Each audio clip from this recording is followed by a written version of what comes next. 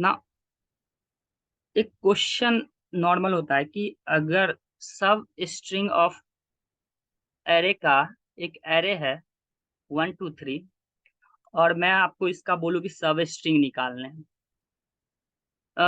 सब सीक्वेंस निकाले, सॉरी सब सीक्वेंस निकाले, तो आप क्या क्या निकाल सकते हैं। तो फर्स्ट केस होगा, आप या तो मैं एम्प्टी दूं, या तो जैसा मैं सोचता हूँ कि फर्स्ट टाइम 3 दूं, तो 3 दूं, उसके बाद इस दोनों से कंबाइन करूं मैं 2 को, तो क्या होगा 2 और 2 3।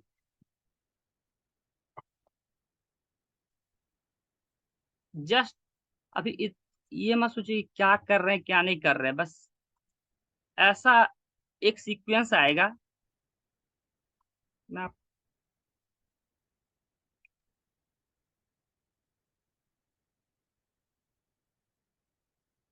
जस्ट वेट, एंड इसके बाद 1 को इस पूरे में कंबाइन कीजिए, तो उससे क्या आएगा फाइनल रिजल्ट, वो मैं आपको दिखाता हूँ।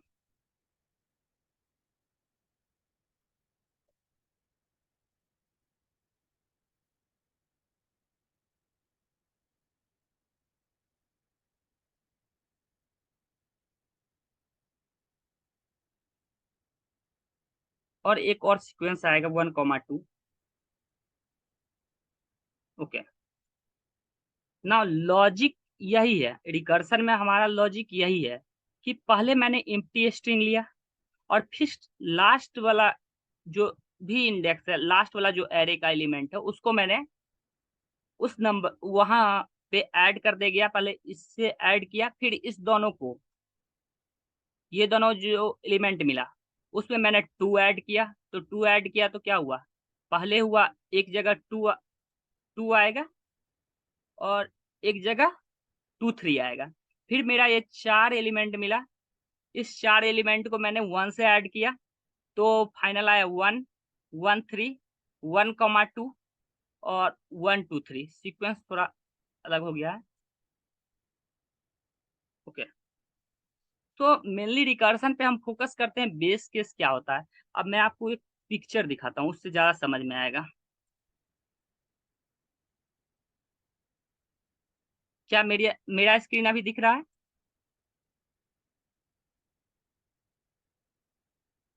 Okay, now listen. देखो, इसमें क्या होता है कि कुछ तो कट, यहाँ पे एक इम्प्टी था, और एक तरफ इम्प्टी ही गया, इम्प्टी में फिर इम्प्टी, और अभी मैं बताया कि पहले मैंने लास्ट केस तक गया, बेस केस तक। और हमेशा रिकर्सन वन साइड से चलता है, कभी ऐसा नहीं होता है कि अपोजिट साइड ऑटोमेटिक चले जाएगा, नहीं। फर्स्ट टाइम वो डाउनवर्ड डाउनवर्ड डाउनवर्ड जाता है, और उसके बाद वो बेस केस को टच करता है। बेस केस को जब टच कर देता है, उसके बाद वो रिवर्स जाता है, और रिवर्स से वहां पे जो उसको मिलता है उसको ऐड करके फिर वो आगे बढ़ता है। तो यहाँ पे देखिए कि फर्स्ट में ये क्या हुआ, 2 और 3, सॉरी, एम्प्टी एक आया, उसके बाद 3 आया, सेकेंड कॉल आया, तो उसी में इसी दोनों में वो ऐड हुआ 2 और 2 3। फिर ये बैक गया, और बैक में 1, और फाइनल ये वैल्यू जो भी वैल्यू है ये आया रिकर्सन से। तो रिकर्सन मेनली क्या करता है कि अपना बेस केस को फर्स्ट टाइम टच करता है। जब बेस केस को टच कर लेता है, उसके बाद वो उस पाथ को एक अपने आप कर लेगा। उस पे आपको फेद करना है कि क्या हो रहा है क्या नहीं हो रहा है, और कहाँ क्या होने वाला है, सब फेद करना है। एनी डाउट तो आप पूछ सकते हैं अभी, सिर्फ आप चैट करके बता सकते हैं।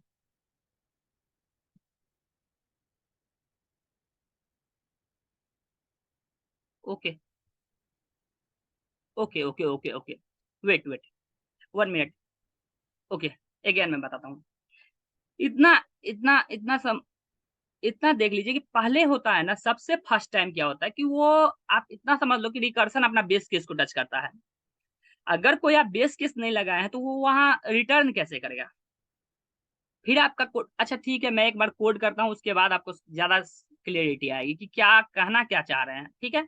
अगर नहीं समझ में आया तो मैं आपको इटरेटिव वे भी समझाऊंगा, लेकिन एक बार कोड करता हूँ। क्या मेरा स्क्रीन दिखाई दे रहा है?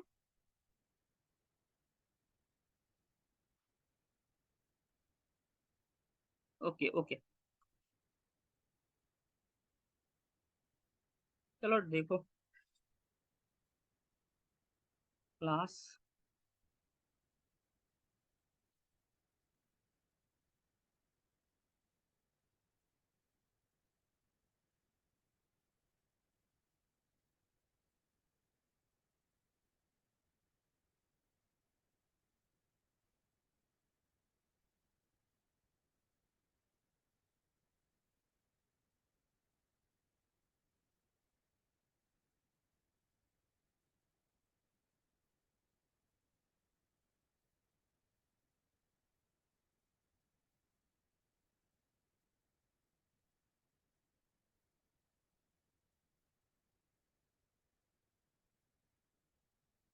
मैं ये क्वेश्चन एक जगह से मैं सेम क्वेश्चन करता हूँ और सेम ही क्वेश्चन को मैंने सबमिट कर दूंगा।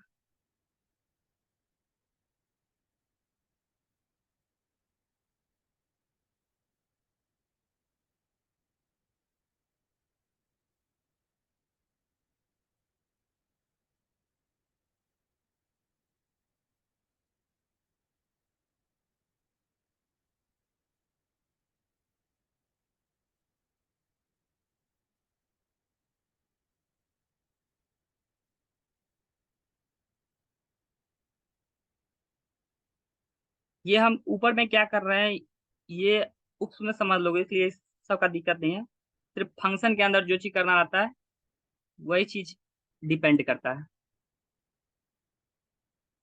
अरे वेट कर रहा है क्या?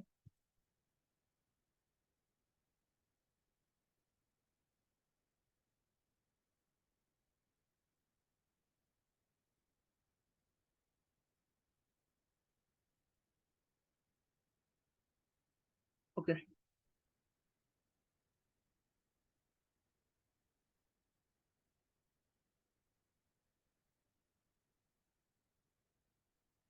ना, नेक्स्ट यहाँ पे मुझे क्या करना है? सबसे पहला बात है कि बेस केस क्या मानेंगे।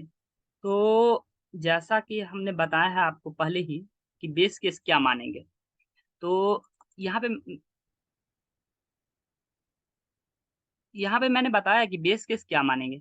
बेस केस क्या होगा कि जब ये देखिए 1 2 3 4, ऐसा सर भी एक समझा चुके हैं सब स्ट्रिंग के केस में कि कब होता है, जब लास्ट पाथ होता है तो उस टाइम हमको जो वैल्यू मिलेगा उस वैल्यू को या तो हम प्रिंट आउट कर दें या तो हम एरे लिस्ट में ऐड कर लें। अब एरे लिस्ट क्या होता है कि एक डायनेमिक एरे होता है जहां पर हम कोई भी वैल्यू स्टोर कर लेते हैं और वो उसका कोई साइज फिक्स नहीं होता है। हम जितना चाहे वैल्यू उसको हम वहां पे ऐड कर सकते हैं, बस इतना ही है। इसमें कोई रॉकेट साइंस नहीं है।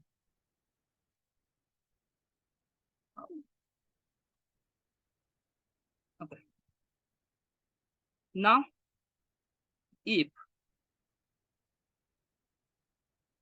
यहाँ पे दो एक केस मुझे मेरे पास है और मेरे पास एक और केस लेना पड़ेगा। फर्स्ट टाइम आपको एक क्वेश्चन में सर बताए होंगे सब स्ट्रिंग, अगर आप किए होंगे तो वहां पे बताया गया होगा कि सबसे पहले हमको एक इंडेक्सिंग लिया जाएगा और इंडेक्सिंग को हम डाउनवर्ड डाउनवर्ड डाउनवर्ड करते जाएंगे और इंडेक्सिंग का वैल्यू जब उस लेंथ से मैच कर जाएगा तो वहां पे या तो प्रिंट आउट करवाइए, वहां पे प्रिंट करवाइए, या फिर आप एरे में उसको स्टोर कर लीजिए। तो फर्स्ट टाइम मैं प्रिंट कराता हूँ, उससे ज्यादा क्लियरिटी आएगी कि कैसे क्या हो रहा है, उसके बाद मैं उसको रिटर्न कर दूंगा। ओके।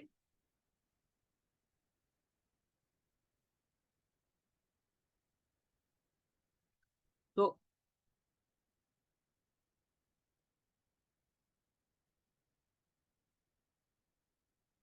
सबसे पहले हमको अगर लिस्ट लिस्ट रिटर्न करना है, लिस्ट लिस्ट, तो एक लिस्ट के अंदर लिस्ट बना लेते हैं आंसर करके, न्यू एरे लिस्ट हो गया। और मुझे एक और लिस्ट बनाना पड़ेगा जिस लिस्ट के अंदर सब कुछ स्टोर करेंगे। मैं बताता हूँ क्या क्यों मैं ऐसा किया हूँ।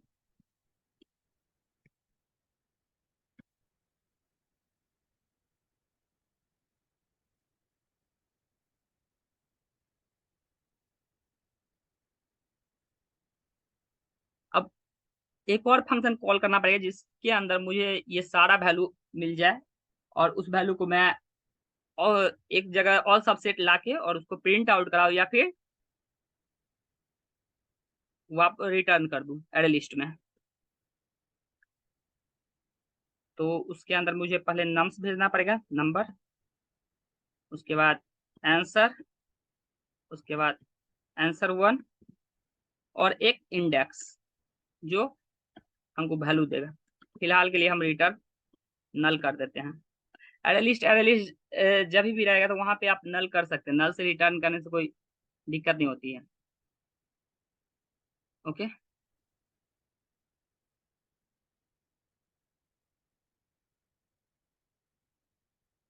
बेस केस अभी बताए थे कि I is equal to nums dot size, nums dot length, अरे ओके,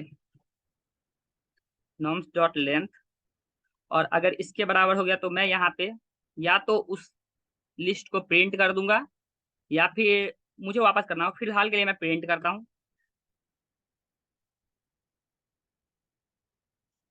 ठीक है, और यहाँ पे रिटर्न लगा देना पड़ेगा। ओके, नाउ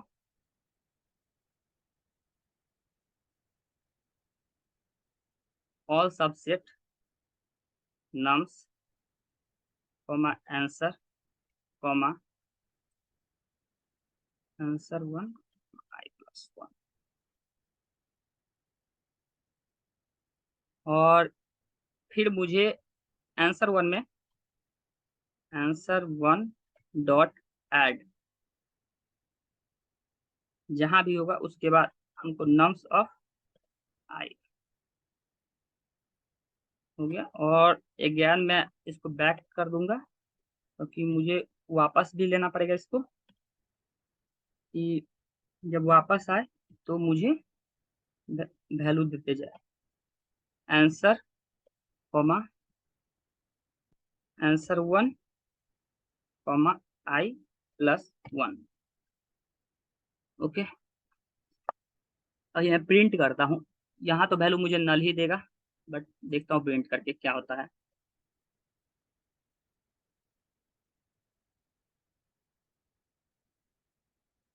क्या हुआ ये,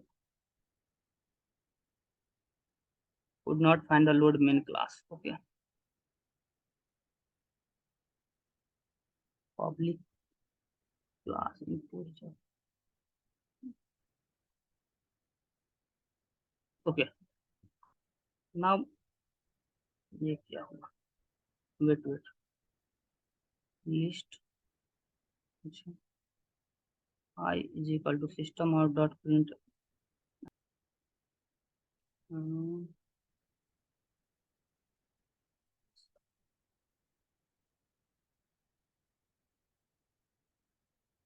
new array list ns1।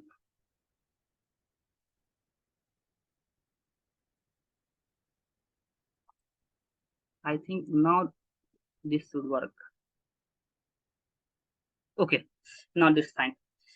What, मैं यहाँ पे गलत क्या कर रहा था कि अभी बताया कि जो हम एरे ले रहे हैं उसको कॉपी करना है, जो भी एरे लिस्ट ले रहे हैं उसको हम कॉपी करना है, और कॉपी करके उसमें नम्स ऑफ आई ऐड करना है। जो भी एरे लिस्ट ले रहा हो उसको कॉपी करके उसमें उसमें नम्स ऑफ आई को ऐड करना है। अब इसका मैं थोड़ा सा बताता हूँ कि क्या चीज कर क्या रहा हूँ। मैं एक एरे लिया 1 2 3, उसके बाद मैंने क्या किया इसके अंदर कि 1 2 3 को ऑल सबसेट आंसर आंसर 1, दो एरे लिस्ट बनाया, नॉर्मल दो एरे लिस्ट बनाए, और इस कोड को हम पास कराते लीड कोड पे। पहले पास करा लेते हैं कि मेरे पास कुछ कम ही टाइम है।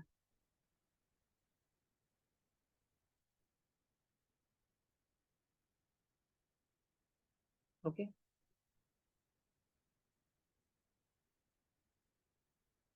Okay, successful. देखो यहाँ पे मैंने क्या किया कि एक लिस्ट लिया और एक एरे लिस्ट लिया, और इसके अंदर क्या लिया कि नम्स लिया, आंसर 1 लिया और 0 लिया। मैंने क्या किया हूं कि मैं एक चीज बताता हूं। यहाँ पे देखो ऑल सब सेट। यहाँ पे सबसे पहले मैंने क्या किया कि एक कॉल किया, उस कॉल के अंदर फिर एक कॉल किया, कॉल करते करते गया। और मैंने बताया ना लास्ट बेस केस पे आया, बेस केस उसके साइज से जिस पोजीशन पे वो लास्ट पहुंचा उस पोजीशन पे जाके फिर मुझे वापस आना है। और उस जब वापस आएंगे तो इसमें कंबाइन करते जाएंगे। यहाँ पे देखो I2 था, I3 था। यहाँ पे एक चीज यहाँ पे देखो मैंने केस क्या लगा है कि जब I3 हो जाए तो मुझे क्या दे दे कि आंसर के अंदर आंसर 1 ऐड हो जाए। और आंसर 1 ऐड होगा वो, या वो क्या करेगा जो भी वो आंसर का एरे लिस्ट है उसके अंदर वो ऐड करते चले जाएगा। अब सबसे बड़ी बात है कि सबसे पहले इम्प्टी ऐड होगी तो उसके बाद उसमें नेक्स्ट ऐड कैसे होगा। तो वो दोनों काम करेगा हमारा ये रिकर्सन।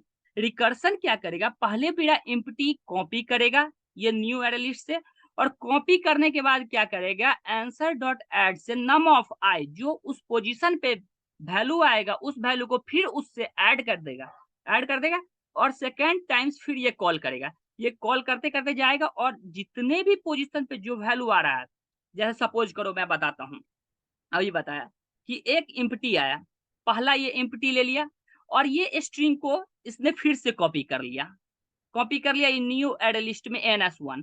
और सेकेंड टाइम्स जब आया तो उसने इसके अंदर एक क्या बताया कि सबसे लास्ट तक जाएगा, जब आई का वैल्यू 3 आएगा उस वक्त ये लूप रुक जाएगा। और जब 3 पे रुकेगा तो ये हमारा जो प्रिंट करेगा सबसे पहले ये इससे मर्ज करके 3 प्रिंट करेगा। 3 के बाद फिर ये हम बताए थे ना कि यहाँ पे देखो इस फोटो में ज्यादा क्लियरिटी आएगा। किस इसमें देखो इसमें क्या बताया कि पहले ये यहाँ पे 3 पे आके रुकेगा, फिर ये वापस जाएगा और वापस जाएगा तो ये कंबाइन करेगा 3 से, फिर ये वापस जाएगा 2। अब 2 इस दोनों से कंबाइन करेगा और अपना वैल्यू लाएगा।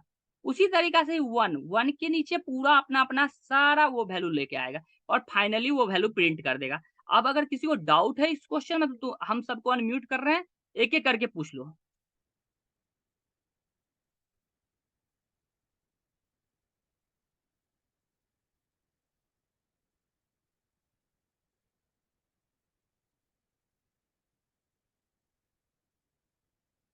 किसी को कोई डाउट है तो पूछ सकते हो, खुद को अनम्यूट करो, पूछ सकते हो। हेलो। Yes yes. हाँ, हेलो गुंजन भैया। मुझको बताइए। ना आपसे डाउट था। ये बताओ। क्वेश्चन तो समझ में आ गया मुझे आपसे। जी ये बताइए। मुझे ना थोड़ा सा डाउट है, एक्चुअली मैंने ना कलेक्शन फ्रेमवर्क पढ़ा नहीं है। तो जी मुझे ना ये प्रॉब्लम होती है कि जैसे ये लिस्ट ऑफ इंटीजर, ये मतलब क्या चीज होती है, मतलब मैं समझ नहीं पाता हूँ कभी कभार ये चीजें। देखो वो मैं भैया गूगल क्लास, भी करता हूँ तो। सुनिए वो भैया ना क्लास ले लेंगे, ठीक है। इसके ऊपर भैया ऑलरेडी या बोल मैं एक चुके बार हैं। कलेक्शन फ्रेमवर्क देख लूँ, पढ़ लूँ। नहीं नहीं वेट करो, कोई दिक्कत वाली बात नहीं है। भैया वो मतलब कि पूरा बता, वो क्लास लेंगे भैया, अनुज भैया लेंगे।